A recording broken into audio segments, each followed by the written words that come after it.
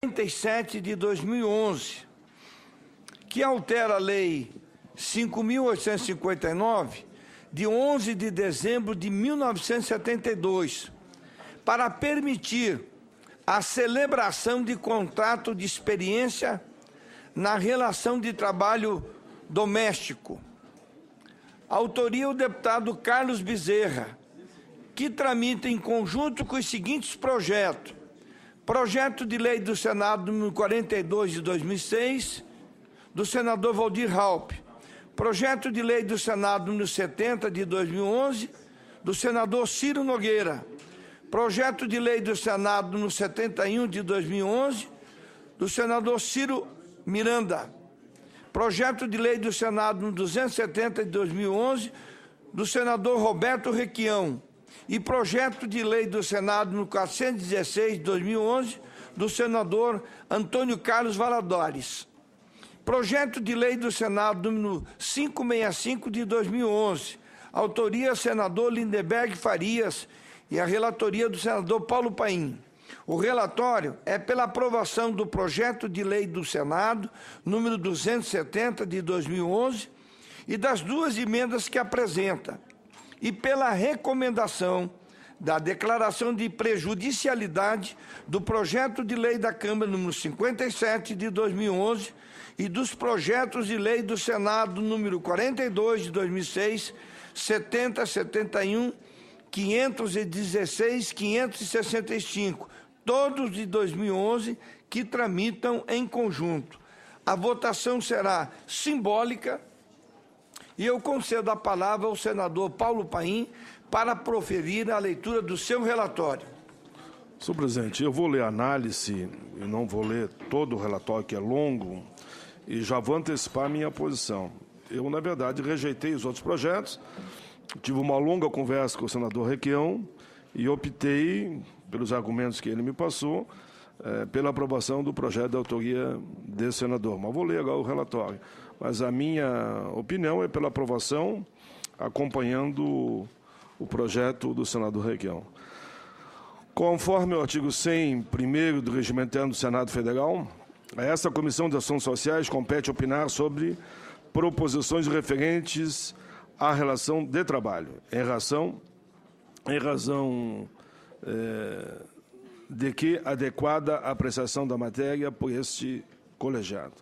O direito do trabalho, que compreende a relação de trabalho doméstico, é um dos ramos do direito, sob os quais a União possui competência privativa para legislar, conforme o artigo 22, primeiro da Constituição. Da mesma forma que lhe cabe legislar sobre o direito tributário, particularmente quanto aos tributos que lhe são próprios, no caso do artigo 153, terceiro da Constituição. Ao Congresso Nacional, no termo do artigo 48, caput da Constituição Federal, compete legislar sobre todas as matérias de competência da União, inclusive as de direito do trabalho e de direito tributário, que não se encontram nas matérias de iniciativa privativa do presidente ou da presidente da República, arroladas no parágrafo 1º do artigo 61 da Carta Maior.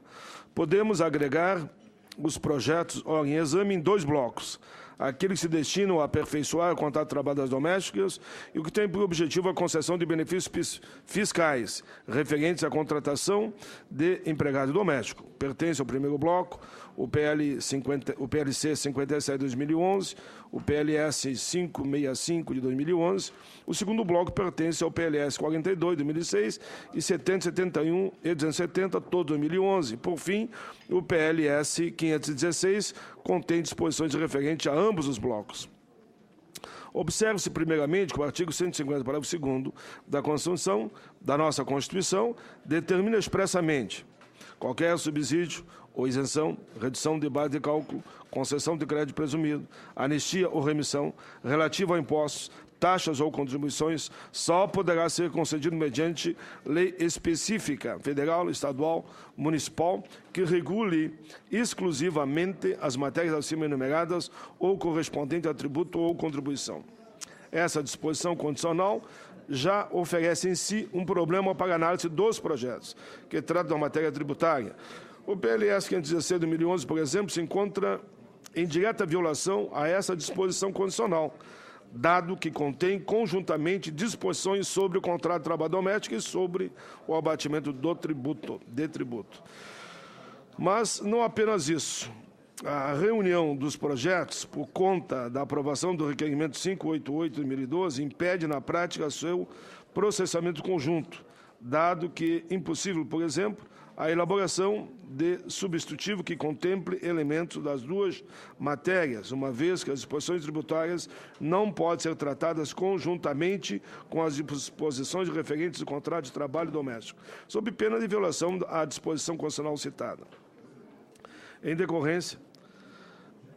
decorrência, a providência lógica seria de requerer reversamente a separação dos projetos, separando-os novamente em 2 blocos de projeto, para processamento separado. Todavia, há outra circunstância que desaconselha esse procedimento. Recentemente, o Senado Federal aprovou e remeteu à Câmara de Deputados, PLS 224, complementar de 2013, que dispõe sobre o contrato de trabalho doméstico, regulamentando a emenda constitucional 72 de 2013.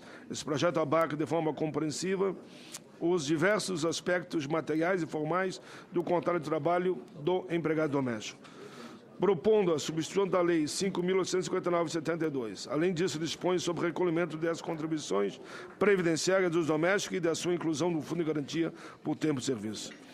De start, entendemos prejudicada a apreciação dos projetos em exame que buscam a alteração do contrato de trabalho doméstico. Em razão disso, devemos nos ater à análise dos projetos que compõem o que podemos chamar bloco tributário. Em relação a eles, coletivamente entendemos que é devida e adequada prorrogação do benefício ora concedido aos empregados. Principalmente porque as modificações advindas da emenda à Constituição 72 representam um custo adicional aos empregadores. A concessão da benesse fiscal, assim, representa um alívio nesses custos e, em última instância, um incentivo à formalização do emprego e à sua manutenção. Nesse quadro, consideramos o mais adequado disposição que permite a dedução das contribuições sociais da base de cálculo do imposto por ser mais consentânea com os valores efetivamente pagos pelo empregador. Nesse aspecto, o mais completo dos projetos é o PLS 270 de 2011, com a modificação promovida pelo relatório não votado da senadora Vanessa Grissotin, que cuida de revogar a atual forma de abatimento do valor devido do imposto, ora presente no inciso 7º, parágrafo 3º, do artigo 12 da Lei 9.250 de 95. Apenas a título de adaptação, o PLS 270 de 2011, ao disposto do artigo 12, 3º, C da Lei Complementar 95, de 26 de fevereiro de 98, que veda o aproveitamento de um número de dispositivo vetado na proposição, que se busca inserir no ordenamento jurídico nacional, necessaria a apresentação de emenda ao projeto de lei em exame, a fim de que ele esteja em consonância, aí sim, com os imperativos da técnica legislativa. Do exposto, o voto é pela aprovação do projeto de lei do Senado 270 de 2011, do senador Requião, com as emendas logo apresentadas, e pela prejudicialidade do projeto de lei da Câmara 57 e dos projetos de lei do Senado 42, 70, 71, 516 e 565.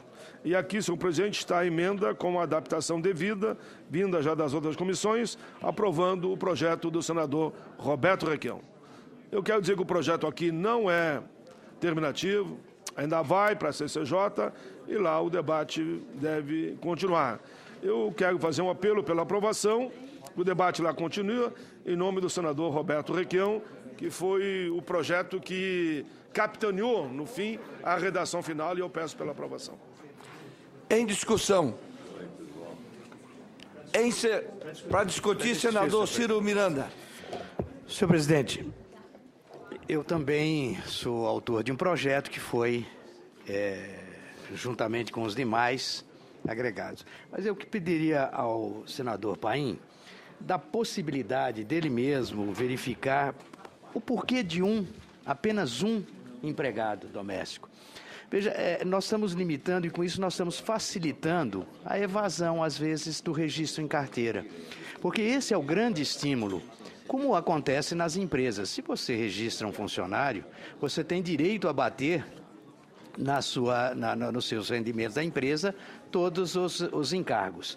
Então, aqui no caso do INSS, por que apenas um se tem famílias que têm, por necessidade, 2 ou 3, mas é lógico que a gente poderia limitar, mas limitar em 1, nós vamos fazer, contribuir para que não estejamos enquadrando esses funcionários dentro do sistema legal. Então, eu pergunto ao senador Paim se ele mesmo não pode sugerir essa emenda de que pelo menos 2 funcionários por família, no máximo de 2 funcionários. Quer dizer, eu sei que o governo não vê com simpatia esse projeto, não vê com simpatia, mas não é justo ele não fazermos isso, porque em todos os casos da legislação nossa, nós podemos sempre deduzir isso no imposto de renda. Então, se vai estar se abrindo uma nova brecha, onde vai ter o fundo de garantia, futuramente está sendo regulamentado, o INSS não poder ser deduzido, eu não... Por um Senador só... Ciro, se me permitir, já foi um parto, desculpa a expressão bem popular, para garantir o não pedido de vista hoje com esse benefício para aquelas famílias que têm até um empregado, ou pode ter mais, mas somente para um. Se eu colocar uma emenda agora, com certeza não vota. Não vota, eu mesmo aí tenho que reconhecer que o pedido que me foi feito já foi difícil para um.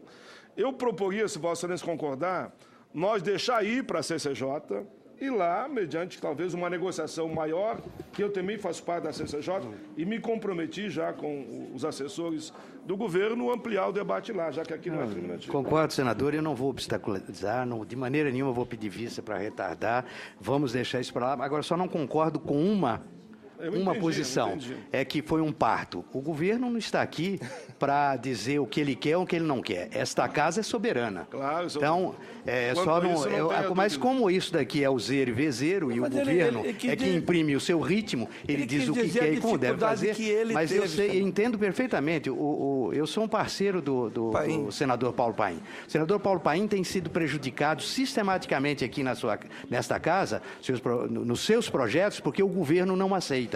E o que nós não podemos aceitar é o governo não aceitar. Esta casa é soberana. Obrigado. Encerrada a discussão, em votação.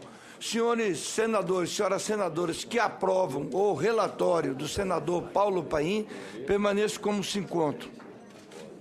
Aprovado o relatório que passa a constituir parecer da comissão favorável ao projeto de lei do Senado número 270 de 2011 com as emendas número 1 e 2 da CAIS e pela recomendação da declaração de prejudicialidade do projeto de lei da Câmara número 55 e dos projetos de lei do Senado número 42 de 2006 e números 70, 71, 516, 565, todos de 2011, que tramitam em conjunto. A matéria vai à Comissão de Constituição, Justiça e Cidadania para prosseguimento da sua tramitação. Presidente,